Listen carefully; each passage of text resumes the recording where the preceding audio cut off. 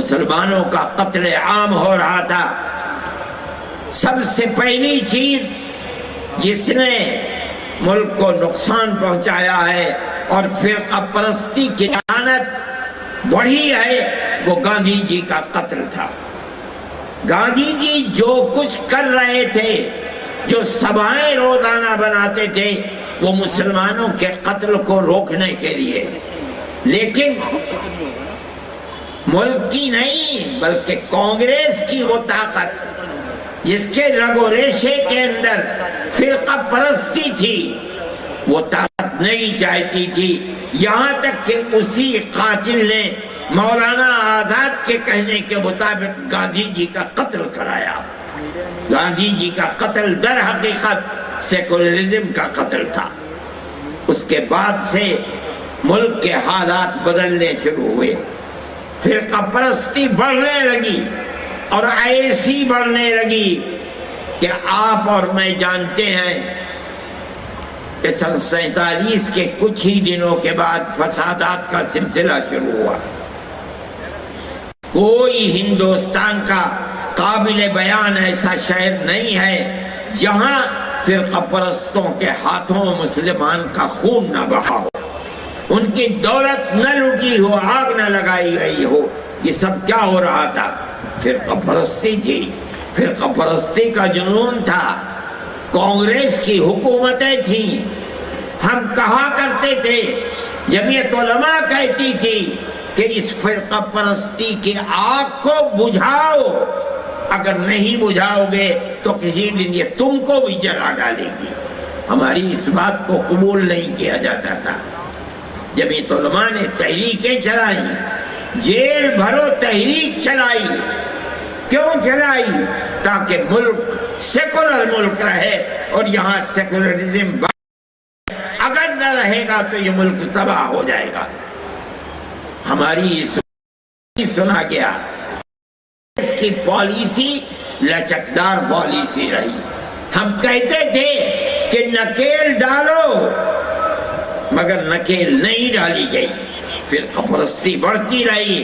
ہم کہتے تھے کہ آج ہمارا خون پی رہے ہیں، کل کو تمہارا بھی خون پیئیں گے۔ ہماری اس بات کو قبول نہیں کیا گیا۔ نتیجہ یہ آیا کہ ملک میں کانگریس کا اقتدار ختم ہو گیا۔ اسی لچکدار پالیسی کی بنیاد پر ملک کا کیا حال ہے؟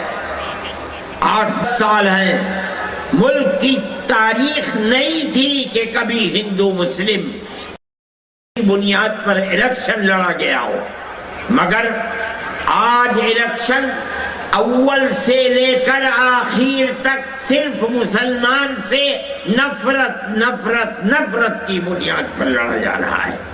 کیا ہوا کرناٹک کے الیکشن کے اندر؟ ہر آدمی نہیں، میں کہتا ہوں ملک کا اقتدار اعلیٰ اوپر سے لے کر نیچے تک اپنی تقریروں کے اندر کہتا ہے کہ ہمیں مسلمان کے ووٹ کی ضرورت نہیں ہے، ہم مسلمانوں کے مذہبی پرسنل لا کو بدل کر کے یکساں سول کوڈ کو لائیں گے۔ کہتے ہیں کہ ہم نے مسلمان کے ریزرویشن کو ختم کیا ہے، ہم مسلمان کو ریزرویشن نہیں دیں گے۔ علل اعلان یہ تقریریں ہوتی رہی، دنیا نے سنا، ہم انگشت بدندہ تھے کہ اللہ کیا ہو رہا ہے۔ ہمارے بزرگوں نے جس ملک کے لیے اپنی جانوں کو قربان کیا ہے، پھانسیوں کے پھندے کے اوپر گئے ہیں، مگر اپنے اسٹینڈ سے ایک قدم پیچھے نہیں ہوئے۔ آج اسی ملک کے اندر مسلمان کو جینے کا حق نہیں دیا جا رہا ہے۔ ہم نے یہ سب کچھ دیکھا، خاموش رہے۔ کانگریس اقتدار میں نہیں ہے، مگر گاندھی فیملی آگے بڑھی۔ 2 ہی بھائی بہن، انہوں نے جن چیزوں کو اپنے مینیفیسٹو کے اندر داخل کیا، آپ غور کریں کہ ہم سے وعدے کیے گئے کہ ہم فرقہ پرست اور فساد پرور عناصر کی جماعت کے اوپر قدغن لگائیں گے، بند کریں گے اس کو۔ بجرنگ دل کے اوپر ہم قدغن لگائیں گے۔ اگر یہ تاریخ گواہ ہے اس بات کی کہ اگر یہ اسٹینڈ انہوں نے آج سے 70 سال پہلے ہندوستان کے اندر لے لیا ہوتا، اقتدار ان کے ہاتھ سے نہ جاتا،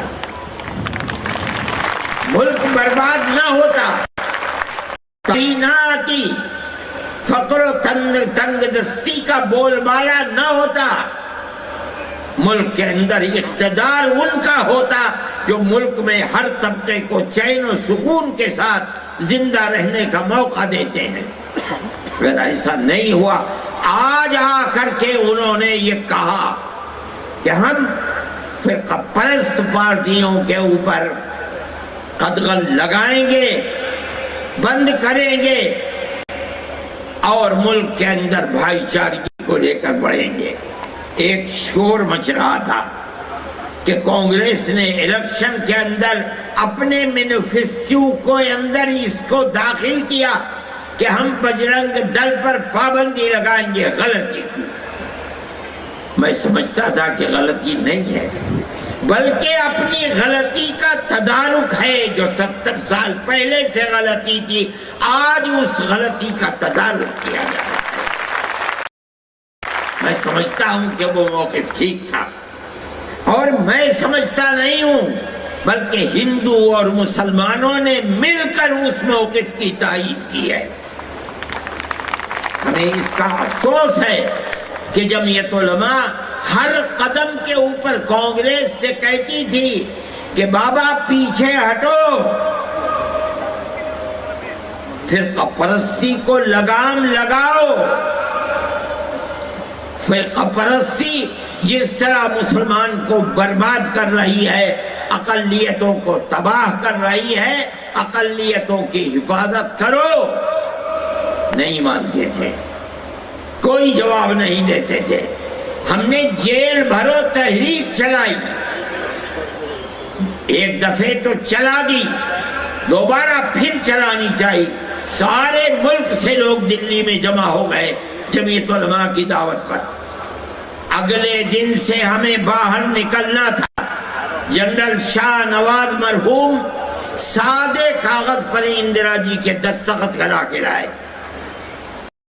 یہ کہا ان لوگوں کے درمیان میں جو اگلے دن جیل جانے والے تھے کہ اندرا جی نے مجھے یہ دستخط کر کے بھیجا ہے، اور یہ کہا ہے کہ جمعیت علماء اور کانگریس کا چولی دامن کا ساتھ ملک کی آزادی میں رہا ہے۔ آج جمعیت علماء کانگریس کے خلاف کھڑی ہو جائے، اس سے زیادہ خراب کوئی چیز نہیں ہے۔ میں دستخط کر کے بھیجتی ہوں، آپ کا جو مطالبہ ہو، آپ کو مطالبہ لکھ دیں، وہ منظور ہے۔ میں اس مجلس میں شریک تھا، مسجد کے اندر جہاں جنرل شاہ نواز کی تقریر ہو رہی تھی۔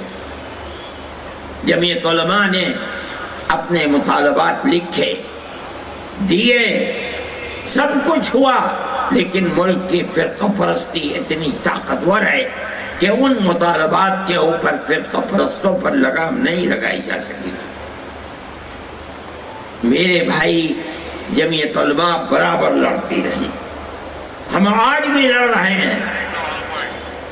میں کانگریس کی حکومت ہے، میں راہل کے پاس گیا اور میں نے کہا کہ ملک میں کیا ہو رہا ہے۔ مسلمان بچے اور جوان جو پڑھنے والے ہیں، کالجوں کے اندر پڑھ رہے ہیں، ان کو پکڑ پکڑ کر ملک دروہی بنا کر کے، غدار بنا کر کے جیلوں کے اندر بند کیا جا رہا ہے۔ اور آپ کھڑے ہوئے دیکھ رہے ہیں، کل کو کیا آپ کو میدان میں جا کر کے مسلمان سے ووٹ نہیں لینا ہے؟ کیا ہوگا؟ 10 سال 15 سال ہو گئے ہیں، جمعیت علماء فکر کرتی ہے، کانگریس کو کوئی فکر نہیں ہے۔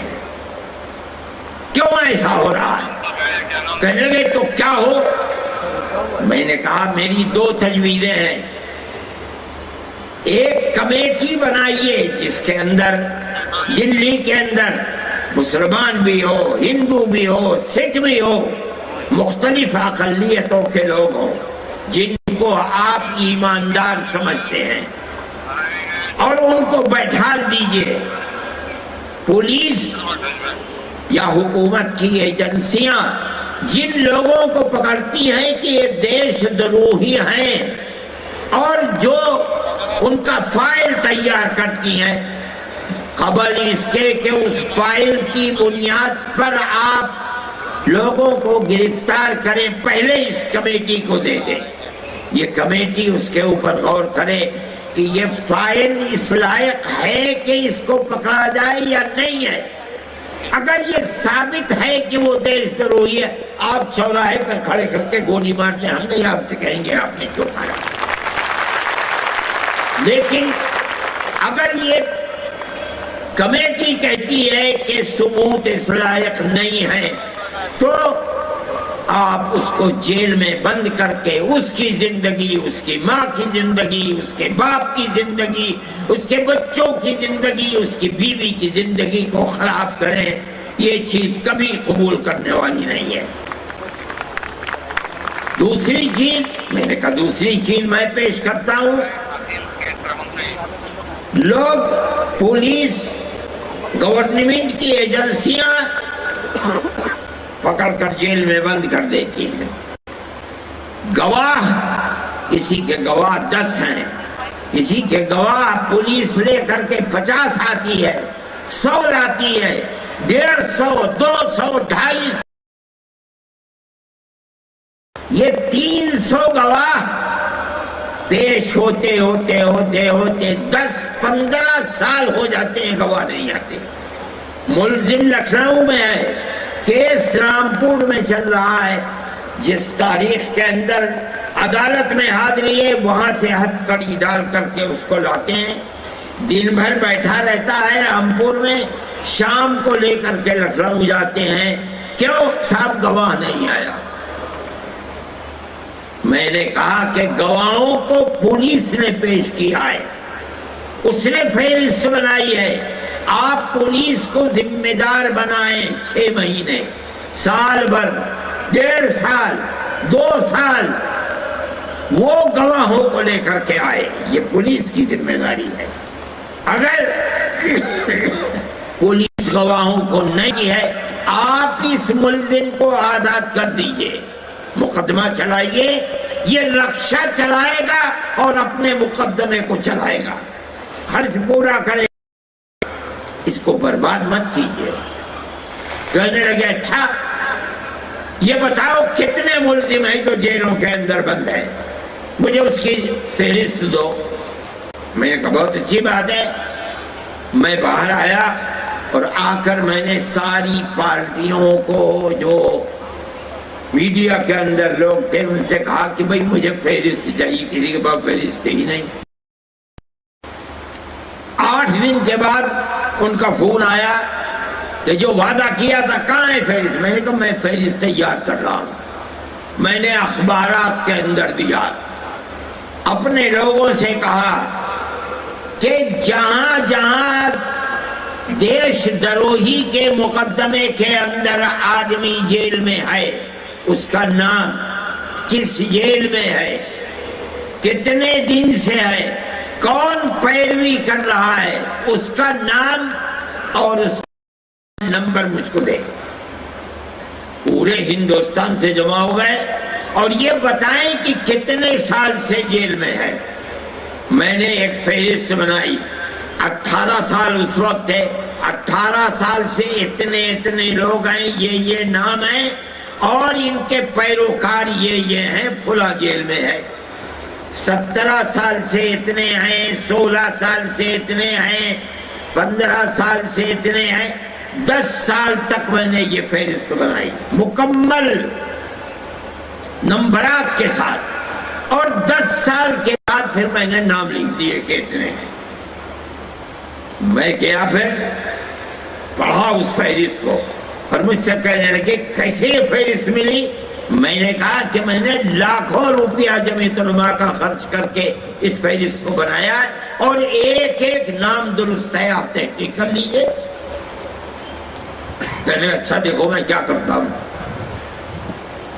جوان آدمی ہے, میرے دل میں یہ بات آئی کہ بہت کچھ ہو سکتا ہے کہ ان بیچاروں کی مشکلات ختم ہو جائیں. اگلے دن میرے پاس ڈپٹی ہوم منسٹر کا فون آیا. میں دلی ہی میں تھا, تو میں ملنے کے لیے آنا چاہتا ہوں. میں نے کہا آپ نہ آئیے, لوگ دیکھیں گے تو میری جان مصیبت میں آ جائے گی. کسی کی کچھ ضرورت ہے, کسی کی کچھ ضرورت ہے, میں آپ کے پاس آتا ہوں. چنانچہ میں چلا گیا.